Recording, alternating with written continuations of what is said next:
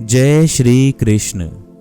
भगवद गीता अध्याय 2 गीता का सार। श्लोक 29वां।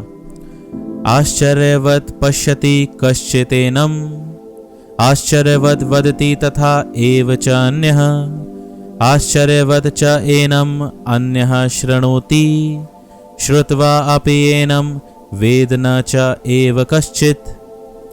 कोई आत्मा को आश्चर्य से देखता है, कोई इसे आश्चर्य की तरह बताता है तथा कोई इसे आश्चर्य की तरह सुनता है, किंतु कोई कोई इसके विषय में सुनकर भी कुछ नहीं समझ पाते।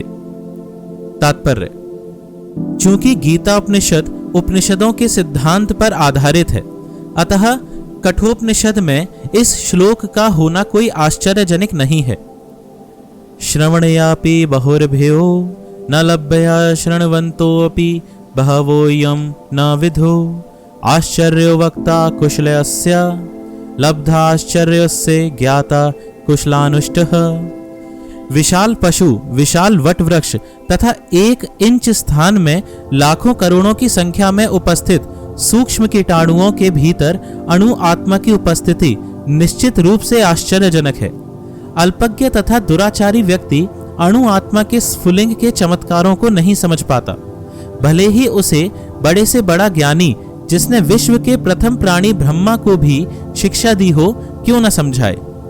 वस्तुओं के स्थूल भौतिक बोध के कारण इस युग के अधिकांश व्यक्ति इसकी कल्पना नहीं कर सकते कि इतना सूक्ष्म कण किस प्रकार इतना विराट तथा लघु बन सकता है।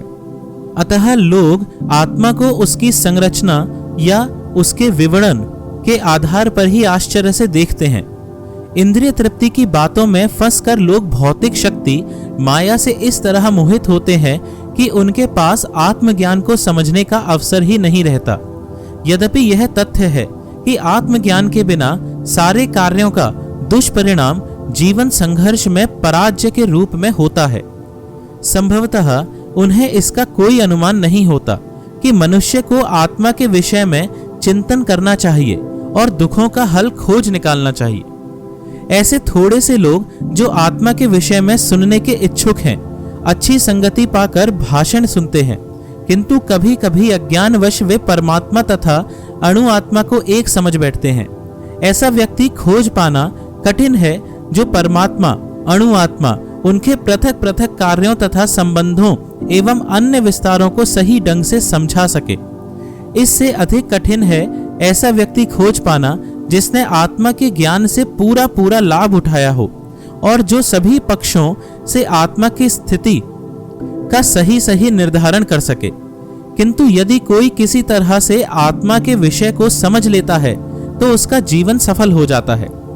इस आत्मज्ञान को समझने का सरलतम उपाय यह है कि अन्य मतों से विचलित हुए बिना परम प्रमाण भगवान कृष्ण द्वारा कथित भगवद गीता के उपदेशों को ग्रहण कर लिया जाए। किंतु इसके लिए भी इस जन्म में या पिछले जन्मों में प्रचुर तपस्या की आवश्यकता होती है, तभी कृष्ण को श्री भगवान के रूप में स्वीकार किया जा सकता है। पर कृष्ण को इस रूप में जानना शुद्ध भक्तों की अहेतु की कृपा से ही होता है, अन्य किसी उपाय से नहीं। जय श्री कृष्ण।